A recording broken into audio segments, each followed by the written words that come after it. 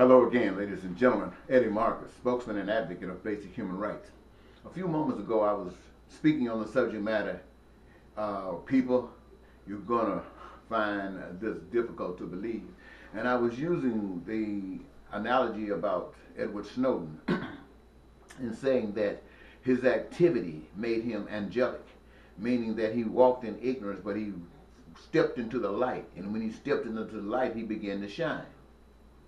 And he shined on darkness, a darkness who was not ready to see. And so he's running, trying to find some comfort, when his own purpose was to be angelic to those who did not know. And so I use that to say that to preachers, when you go say you call to preach, it's because you've been walking in darkness, and all of a sudden you step into light. And once you see that light, you have to become a light. And if you don't become a light, then you're not part of the light. And if you want to pretend that you are part of the light, you'll stand up talking smack, not telling the truth, and you'll use a book called the Bible to try and explain something what you think happened. You'll use a book called the Bible trying to explain something that you think happened. You don't know anything about that stuff. And if you know anything about this, you choose to be quiet for some selfish reason. And the people go and stumble in the ditch because you wouldn't stand up. So Edward Snowden is angelic. Now, I was about to tell you something else that I had a vision of, and I think it's important that I tell you now because I may never get a chance to tell you again. When you take what God has given me, when you take what the unseen spirit, the untouchable spirit has revealed to me about you, about all of you, and how precious you are, how every last one of you are precious, and that for your survival, the earth was created to house you. And having been created to house you, it was qualified with like a mama that could birth whatever you need to achieve or go and accomplish whatever you desire to do. That was a power. And all you had to do was act like family. Act like this is the mother, earth, that births all you need, and the unseen spirit is the master. And all you have to do is treat one another like you want to be treated by allowing everyone to be who and what they are, because they made not themselves. But what we do together is what we make. And this is a product of the Creator that has been labeled as all good, all fantastic, can't do nothing bad. And so that being the analogy that I have put before myself and you now, knowing that we are being, because I have stepped into the light, and I know what we're being led from. And you know what you feel, you don't know what, you just dumbfounded because you're going straight along with this. But the point of it all, the absolute point of it all, is to recognize who you are and recognize what is leading us. You see, some of the people are leading us are doing so because they're ignorant. They're just trying to survive in a world that they don't understand. Like most of us, like most of you. But there are some up there who know exactly what they're doing. Now we have to understand, if we're to accept some stories that have been handed down to us, is that one time this thing was perfect. What we just described was in operation, and people were thrilled and had a wonderful life. But some power decided that it did not like the setup. It wanted to be in charge. And so it began to move amongst the people, the spirits, the angels, or whatever they were called at that time, and tell them, hey, there was a division in their minds, or set in their minds, by saying you're better, you deserve. And that lie began to take hold, and people began to draw away from one another. And I'm telling you this, not that this is exactly what happened, but this is something that, an analogy that you should be able to understand. They decided, well, whether they decided or not, they ended up drawing away from one another. And since they were being drawn away from one another, they didn't care too much about one another. Then all of a sudden, everything that happens today happens. Now, anybody who jumps on that bandwagon of the one who started that lie, who started that division technique, becomes a supporter of that technique. You can call it lesser evil, whatever you want to, but it is evil, and you are empowering evil. There's no way out of it. You are an instrument of evil. You might not know it. You might not know it. If you're blind and haven't stepped into the light, you don't know it. But there are some who knows it. And what I call them, or what I see them as, are devils. I remember hearing Elijah Muhammad, the Honorable Elijah Muhammad, writings and speakings where he talked about devils. I got the impression at that time he was calling white people devils. But as I see it, it's not just white people. It's where power is. It doesn't matter whether you're male or female, whether you're gay or straight, whether you're black or white, or whether you're upside down. If you're the seat of power, you're a devil, and if you know it. And it doesn't make any difference if you don't know it, because you're just as much second in line to the power. A devil. You have changed God's plan for the human race. You have taken away the beauty and the joy that life could be for the human race for some old selfish purpose. And it's not you, it's the real devil, but he rewards you. And so it is time that we, if we can, wake up. But people are not just going to wake up. We can talk this talk that we're talking all we want to talk. People are not just going to wake up. What's going to happen is when we who talk this talk start walking the walk, when we start saying yes and then moving yes, when we start saying no and then moving no, it will impact not only our frustration in our lives, but it will so many others out here. What it will do is be instrumental in waking them up. It'll be instrumental in putting light on what they already understand but didn't know. This, and if somebody's talking about kill us, let me tell you this.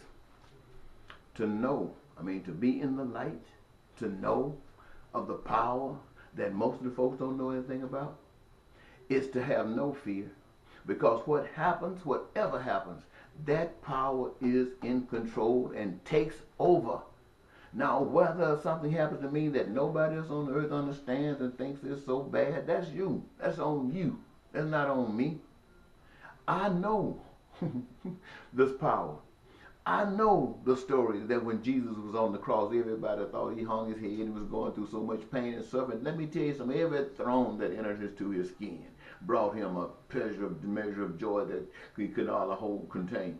Every time they pierced him in the side, and they did it, it took him to an elevation that no other mind could go to. This is the power of that unseen power. That's what it does to those who follow. I'm telling you. You might not have that car. Why would you want a car in a society where only a few people could have?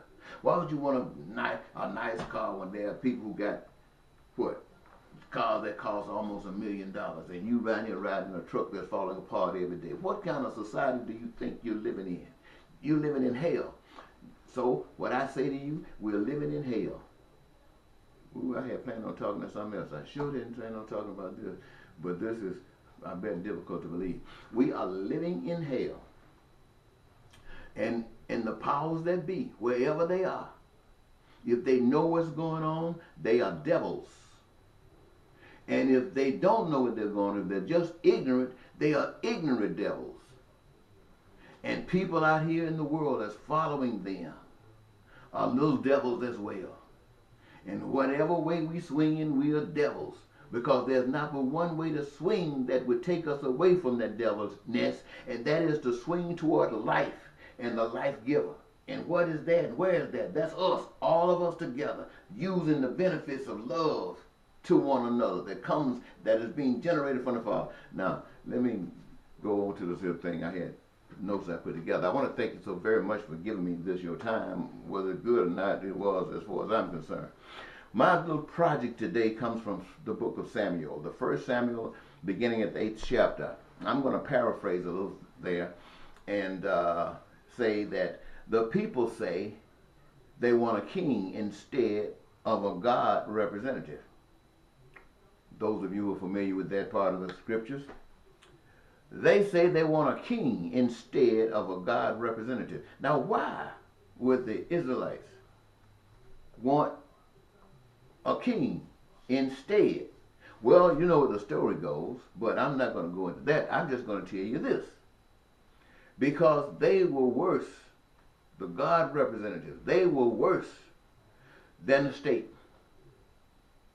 When I say worse, they might not have been coming at you no different, except like the state, the state. But at least with the state, there were some situations. Maybe, for an example, you can go to the court. You can have a hearing. Maybe some changes could be made when you were in a desperate situation. But in that church representative, if they say God said it, that was it. There was no recourse. You hear people talking about their religion tell them to go kill folks. And they believe with all their heart. And they just go killing folks because their religion tells them that. Well, their religion tells them that because that religion, and as far as I can see, is the devil. Now, if you want to come kill me, that proves. Okay. But God affirmed to the Israelites the consequences of having a king. But instead they say, give us a king. Now you know these people out there talking about God must have been really something else. Give us a king. Well, let's say today the God representatives are the same as they were then. First, these reps are not called by God. They are self-appointed. You know, like I say, I'm spokesman and advocate for basic human rights for all people. The state didn't give me that job. That was a decision I made that I wanted to advocate for, that I want to be a spokesman for peace and prosperity and joy for all people. And others are saying that they want to preach.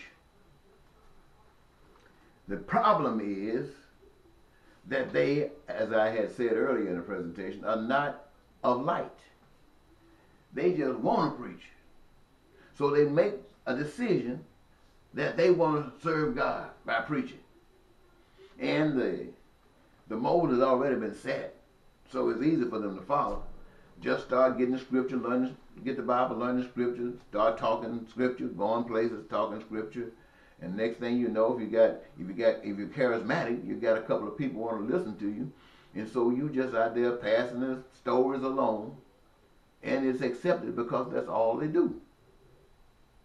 But you've not been called. You haven't been called. Okay. The God reps are the same, just as the state. First, these reps are not called of God. They are self-appointed, as I stated before. They are not led by the Spirit, but rather by greed. Using a book they do not understand. I remember hearing a preacher speak once, and he said, why do everybody want us to be poor? The doctor's got a nice car to ride in. The lawyer's got a nice car to ride in. Why can't the preacher have a nice car to ride in? And I think he rides in Mercedes and stuff like that. People listen to that. Okay. Now, when I say greed motivates them, their mission is greed. Everything, and I want you to understand this, that is successful for the world, the goods and services that are denied the masses, that's their lust. They can't hide, you know. They stand out like a sore thumb. They want the money, the cars, the houses, the jets. They want the prestige. They want the contacts. And they do have these mega audiences. And the state, they're on TV, radio, all our public. And the state, who the devil pulling the strap that I just got to telling you about, allows them to do that. Allows them to do it. Now, you should ask yourself, why is it that the state, the devil, allow these people, these so-called preachers, to do that? The answer is they are not a threat. What they are doing is shaping and folding the minds of the people to be just like you are. To be just like you are. I don't care how big a church is, how much money they bring in. Those people sitting up in that church are just like the man who got struggling in the church. Every last one of you were told that you had some evil people running for president of the United States. And 90% of you couldn't wait to get to the polls to exercise your vote for evil. Your vote for evil. That's because the evil that you were voting for is the evil that is in you. Let me say it again. The evil that you were voting for is the evil that was in you. You didn't know that. You still might not believe it. But you were empowering evil. And even though your particular side of evil did not win, evil still won. Why? Because there was nobody standing behind to give voice to light. Everybody seemed to have been walking in darkness. Nobody to give voice to light. And voice alone is a low wattage. You need to step it. All right. Now the people that follow these false prophets are so confused that when the state puts, well, I just got through explaining that to you. But what is God's message? I talked about the devil, what he's doing and everything, but what is God's message? God's message, I'm going to try to say it simple, since I've been talking for a while, and I've said it several times, is this. The earth, everything that's made is made by a power that's unseen, a power that we can't touch. That includes us. That includes whatever the earth is able to do. That includes us, whatever we're able to do. Whatever the seed is able to do, that's from God. Whatever the raindrop is able to do, that's from God. So everything is what he can do comes from God. Now the intent is for everything to be good. There might be times it's ready for storms, but if it's to be storms and hurricanes and things, we walking according to the path of God will be prepared. Those hurricanes would pass us by and would not affect us. But when we're walking in darkness, we just start running. And the house start blowing up, 2x4s hitting us side of the head, knocking us out, because we are lost. Well, God's way says none of that takes place. God made it all. Let us love one another. You say you love your mother, your dad, your sister, your brother? Well, extend your mother and dad to all people your mother and dad's age. And anybody older than your mother and dad, or the next level, or younger than your sisters and brothers. Just do that. And you all matter. You all want your dreams to come true. And you all can have your dreams come true. And everybody got something special that they want to do. And it is an opportunity available for you to do that. What it does is give people a chance to work.